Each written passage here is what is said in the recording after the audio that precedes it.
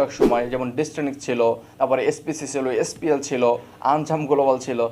এদের কি হতো যে আপনি টাকা রাখবেন, কোনো শ্রম নাই কিন্তু আপনি টাকা রাখবেন, সেই টাকা থেকে টাকা বাড়তে থাকবে।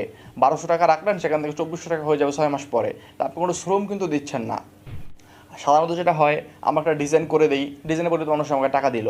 আমি একজনের কিষাণ দিলাম, মাটি কেটে দিলাম, তার পরিবর্তে মানুষ আমাকে টাকা দিয়েছে, কারণ তারও কিছু কাজ হয়েছে।